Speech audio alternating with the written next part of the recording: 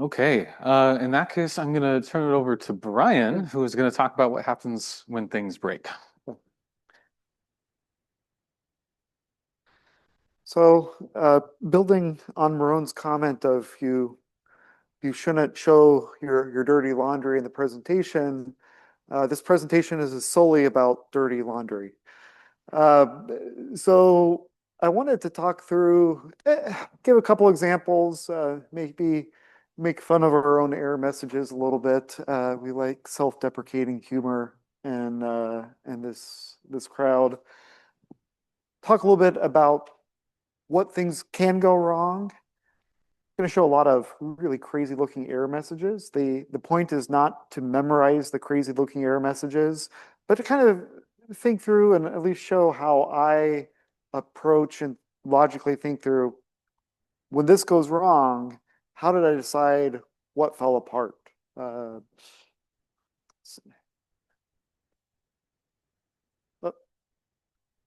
I could give Pascal's talk, but I'd probably give my talk though.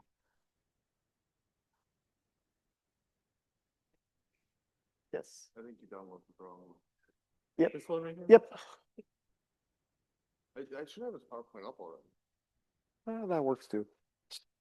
So to set the scenario, uh, what was Justin saying earlier? Friday at 4:30, you felt great because your workflow was working, and you decided to launch it all across the US. And you put 1 million jobs into the AP. It's really cool. There's not many places you can place 1 million jobs. Uh, and then you come back Monday morning. And Monday morning you say, what on earth happened to my workload? And you do what's the very first thing you do? Despite everything we always tell you not to do, you type condor q dash held and then grep for OSDF. See what on earth OSDF has done to your.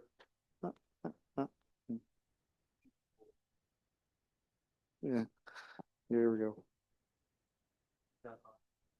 It's probably not. Oh. Uh,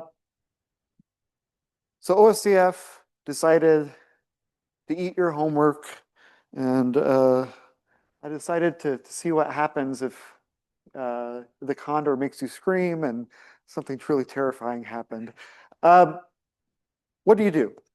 Where do we start? A bunch of bad things happen. What's next? So first of all, I do want to say we commiserate with you. And even though you went home over the weekend and didn't watch your jobs, just remember we watch your jobs all the time. So I mentioned it a little bit on Monday. This is my favorite report every morning, well, Monday through Friday. Ask William about it.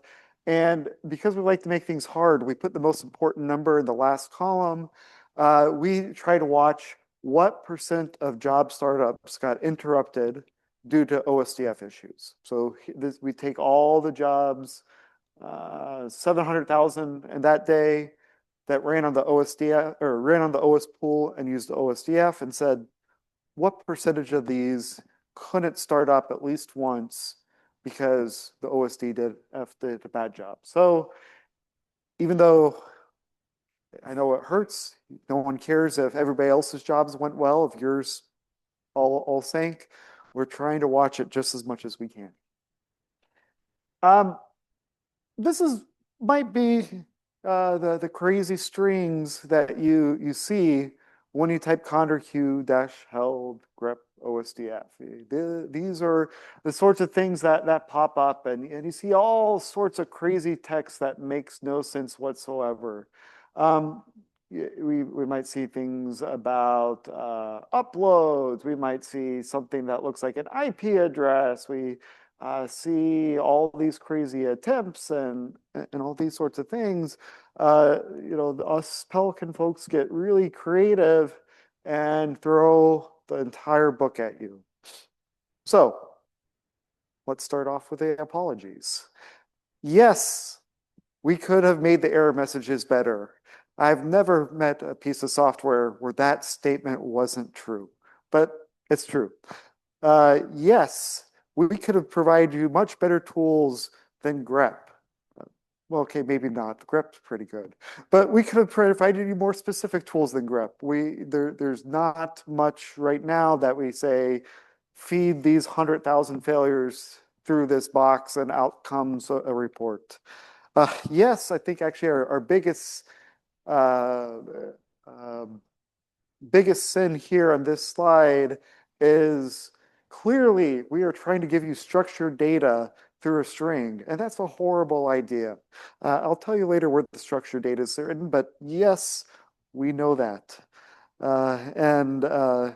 Yes, finally, you stare at a couple of these really close and you say, TCP connection issues?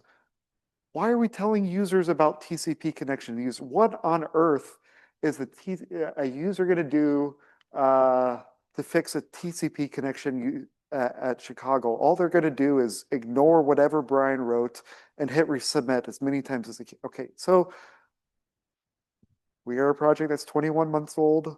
We're going to acknowledge and own all our mistakes and say these are indeed things that also keep us up at night. But it's today, and what do you do about it?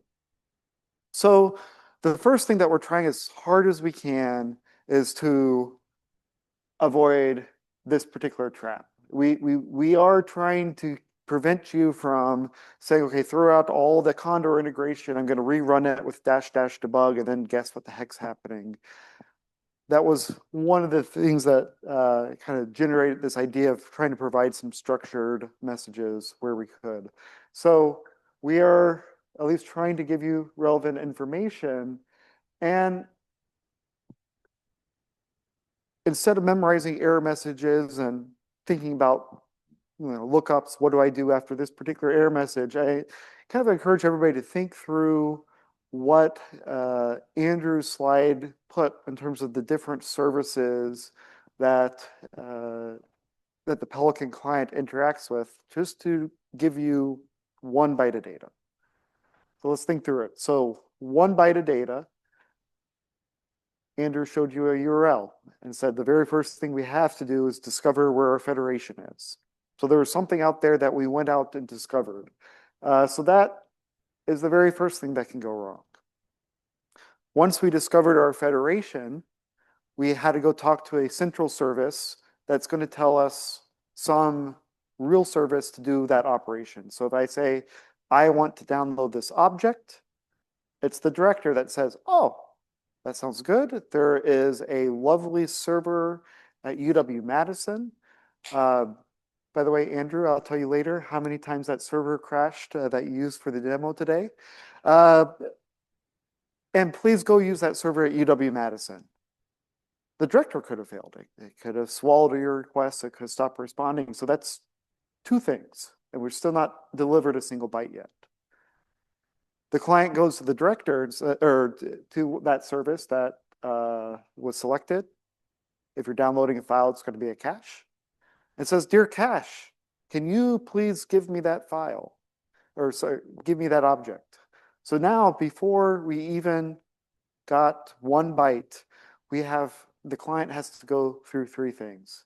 And each one of those can cause problems, can have issues, can be something that you might see in the debugging output. And then finally, you might not even be done there. If that cache doesn't have the object staged locally and can't give it to you directly, it's going to itself have to go through that whole process and get that object from the origin. So, no, I already showed this slide once, but I like it so much.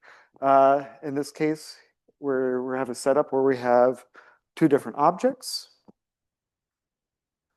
And instead of downloading them directly through the different object stores, we're going to download them using the OSDF.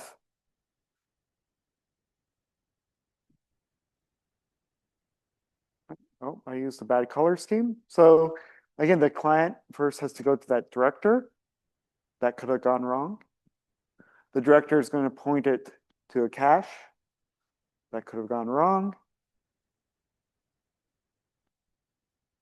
the cache looks at it that way, and eventually gets to the origin, and all our data comes back. And this repeats for each and every object that you put as input into your storage or into your or job or for output. So again, I already apologize for putting structured information in an unstructured string, but let's look and see what's in there. So we tried to tell you a little bit about the transfer. From this message, you can see where it was going to, where it ran. We told you a little bit about the Pelican version.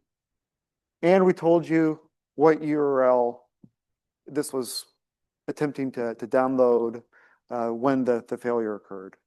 So, anybody want to take a guess of which of these is actual useful information for our user? Any thoughts, considerations? Shout it out. I'll repeat it for those online. Christina, you talk to a lot of users, I hear. What's a useful piece of information here? Yeah. So the two that I'll say that's interesting because I wouldn't have guessed that one. So I don't talk to users, so I don't know what I'm talking about. But the two ones that I look at and say, oh, a user could do something about it, they might look at this site and say, I see this site over and over and over again. I don't know who this UW is, but let's never send a job over there anymore. So site might be actionable in that the user could decide, I'm going to rerun a bunch of jobs, and I'm going to say, no more UW. Well, at least to me, also, I thought the URL might be useful because I might look at the URL and be like, oh, did I say ZKWT? It's zkwt.txt. So I can see where at least some of this might be useful, particularly if the rest of the error message just keeps on saying file not found, file not found, file not found, looking to see what URL failed. At least to me, sounds like it could be useful. I would say some of these are clearly for the developers who hope you copied, pasted the error string into the ticket, but the other thing that we have in our transfers is when things fail, and we think it's not completely hopeless, we will automatically retry it at a different service. And we'll do this for up to 3 times. So we try to tell you a little bit what happened for each attempt. So again, picking things apart, this is saying attempt number 1, I talked to in-car cache, national, blah, blah, blah, blah, blah, blah, blah. And it said it was giving me data, but it was so slow. And I gave up. Right? In this case, it was 27 kilobytes a second. Who knows? Again, probably not that useful for a user. And the second time that this happened, I tried a different cache. This must have been, okay, I guess that's close to Denver. And this happened. Client didn't know what the heck to do to recover from this particular error and said, okay, I'm willing to talk to up to 3 different caches. But in this typical case, I thought this was a really big problem, so I gave up and didn't try a third. Each time you're going to see an error, you'll get some of this overall information. And depending on how far it progressed, right? If we didn't talk to the director, we obviously didn't make any attempts. We'll maybe or maybe not get some additional information to debug. So again, that service discovery can fail. The director can fail. And if you think about it, anytime you want to talk to somebody else over the network, there's lots of stuff that can go wrong, right? So I pointed out, we need to talk to 3 different services. What does it mean to talk to a service? Well, this day and age, you're probably not talking IPX over them. You're probably using TCP. So the very first thing we do is we connect to some service over TCP. Actually, I take that back. We need to decide how to talk to it over TCP. This crazy human gave me a string and I need an address. That could go wrong. We had one host on the NRP this week that just blew up its DNS resolution. Now that we have an IP address, then we do the TCP. Once we do the TCP connection, then we do TLS. Once we have TLS, then we say, can I get this single byte, please? The server, if we're lucky, says, yes, you may. And finally, after the server sends yes, you may, the server will send one single byte. So anytime we're talking to anybody else on the planet, at least in terms of Pelican, there's at least 5 major things that can go wrong. So at least today, for those first 4 things, here's kind of examples of each. And again, don't start memorizing error messages, but think logically. When something says a lookup error occurs, that means DNS. I don't know anything about DNS, so I'm going to ignore that because there's nothing I can do to fix that host. TCP, TLS, HTTP. So think again, there's these kind of different steps that each of them has to succeed before I get one single byte back. Some of these we're trying and we're generating the error message. And if you tell me, gosh, Brian, this one really stinks, I'm going to corner you during the coffee break and tell you what's better. I can help with that. Some of these other things are coming from, say, the operating system, things like that. So we can control and manage some of these, and some of these might be coming from other people. Now, I really like the fact that Pelican's built on top of HTTP. Lots of great things about it. I can download things in browsers. I can use curl. I can use all sorts of libraries. There's at least one thing I really hate about HTTP, which is if everything went fine for byte 1, but byte 2 has a problem, the server can't tell you that. Because the way that HTTP works is you request something, it gives a response, and then it gives you the data. And if anything goes wrong while it's giving you the data, it already gave the response. It can't give you an error message. So unfortunately, in HTTP land, about the only thing it can do is just shut off the TCP connection because it doesn't want to give you more bad data. It can just close the TCP connection. You know what else causes TCP connection to close? Network disconnect, NAT devices, firewall devices, probably not a router, crash the OS. There's so many things that can cause random disconnect. So this really stinks in HTTP 1. And in fact, one of the things that we did do is we have a little opt-in extension that allows the server side to give us an error message after the error occurred. The error messages get really funny, and this is actually one of the particular server software we use has some funny ways to generate error messages. And this might be one where don't try to decide what timer expired means. Ask a friend, ask a developer, ask for help. This particular case obviously means that the origin was unresponsive when the cache asked for some bytes. Okay, back to the beginning. This is what we know our users do. I told you that's maybe not the best idea. There's at least 2 other options. We have Condor history, archive of all the transfer attempts that have gone before us. And particularly at some sites, they may be pushing all this into a database that can go query. So Condor history, if you ask it for transfer history, we don't have a nice human readable printout yet. But if you are in love with JSON, I got good news. You can parse this and have all sorts of fun playing with JSON output. So Condor history, anytime a transfer goes through, gets a document, and you can query this to your heart's content. Now, one recurring theme through this week so far seems to be, it turns out not everybody works in the CLI fluently, and some people like to use the web. And similarly, if your site is using the Condor add stash tool at that particular AP, There might be a database where if this looks like a more inviting interface to go trial through errors, this is another particular option.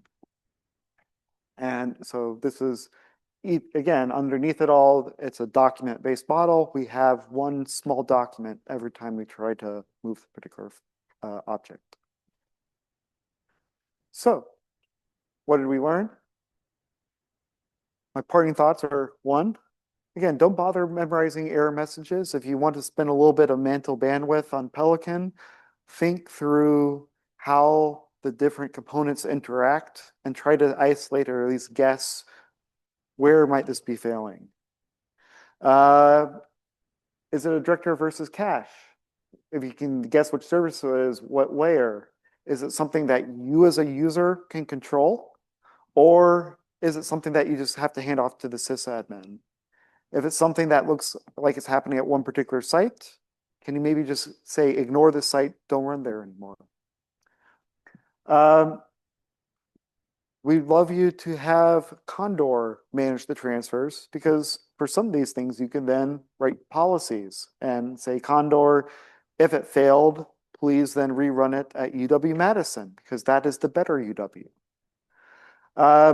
We want you to think less time about individual errors because we want you to think about your workloads and what's causing workload problems and not debugging individual jobs. And as I mentioned on Monday, the Pelican team loves to hear feedback. So please, if you go look at an error message, my favorite one so far is too many open files in the system, which translates to the origin gave us a bad response. Please come to us with all your strange error message or things that you think didn't make sense. Give us the opportunity to help make it better. Thanks.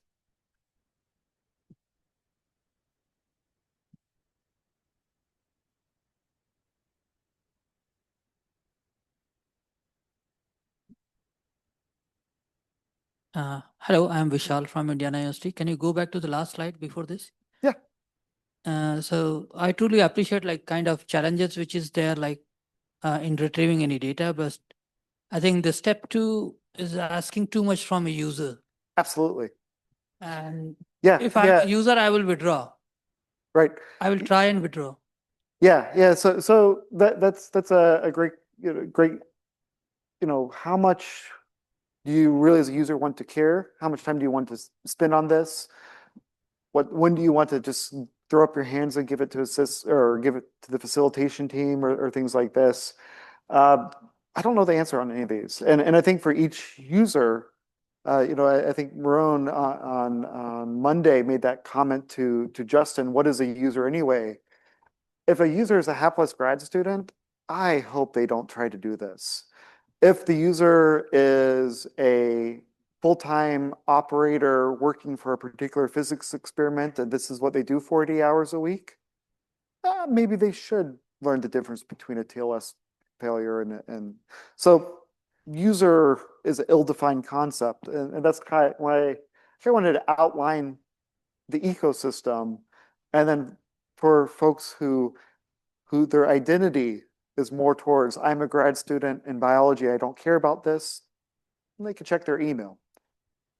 People who identify are more along the lines of, I want to make this large scale physics workflow work. They have pieces of the roadmap. Just one more thing. Can you go back to the example where you show the error 1 and error 2, like attempt 1 error and attempt 2 error? Yeah, that one. You created a kind of table. Yeah. Yes, this one. So what information can you derive? Are these 2 errors are correlated? It looks to me that these are correlated, but I am not able to understand how. Like these 2 errors are originating because of some common reason or what? What information can you derive? If I had to take a guess, as somebody who's stared at a lot of these, that I'd say that these are not correlated. And if I had to take a wild guess, I'd say, yeah, this service probably was slow for some reason. We've been trying to understand some networking issues there for on and off for the last 2 or 3 weeks. And I look at this one, I go, that smells like a bug. This smells like a software bug to me. So yeah, I'd say this particular case, I would guess they're uncorrelated. It looks to me that I'm doing two copies. If you do one copy operation on Windows machine and try to do the second copy and paste operation, the other one gets slowed down extremely. So it looks to me that maybe these two things are running parallelly and somehow. Yeah, no, they run serially. You're probably familiar with like the standard error code classifications like 200, 300, 400, 500. I think a lot of there's a lot of useful information in just those prefix numbers. I was wondering if you've ever considered using those classifications like, the user messed up, the server messed up. And that would help the user to understand where it's something they need to do or not. Yeah, yeah. Where's the Elasticsearch? One thing, again, kind of going back to the idea that too much of this right now is string based. I don't remember the slide with Elasticsearch in it. Emma's project of the month is to actually start taking these, and actually internally they are structured exceptions and implementing that, and adding another field, a column that starts to do kind of somewhat like major and minor error codes, and to get out of the game of trying to only express things through English and more to that sort of setup. Well, I mean, specifically, 400, 500. Yeah. The 400 and 500 classifications aren't just used in HTTP. They're also used by mail servers and stuff like that. So it's kind of like a universal language that people understand. And so maybe you might consider when you come up with those definitions for them that you use the same prefix number or something, maybe, if it makes sense. Yeah, I was, for major and minor, I was myself leaning more towards words, but yeah, I'll take it in. I mean, the point is we need to get out of the strings. Yeah, Todd. So I also, I like your comment. I agree, the error ranges are defined and understood. So that would be great. But people that do like the CLI in your previous slide, Brian, so I see you take Condor history and you pipe it into this mysterious tool called JQ. And I've heard that there's a man, Aaron Moat, who was talking about buying beers for anybody who comes up with new JQ usage because he loves that tool. So what is the JQ tool? That's a database engine for JSON. I can answer that. JQ is a general JSON processing language for the command line that's similar to awk, but it understands JSON syntax. You can do all kinds of really cool queries with it. So yeah, so I think of it as something that allows me to do what I would do with a select query if I was looking at a database. It actually is a little more complicated because it can do nested structured, and it's not the relational aspect of this is maybe not the greatest analogy, but yeah, I kind of think of this as my select from where group by Swiss knife.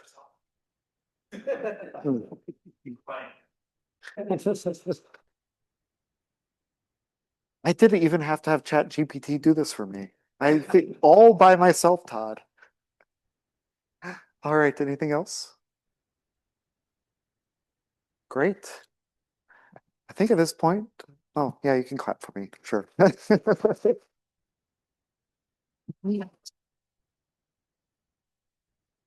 think at this point we hand it to Marone to give us a talk about JQ. Is that correct, Marone?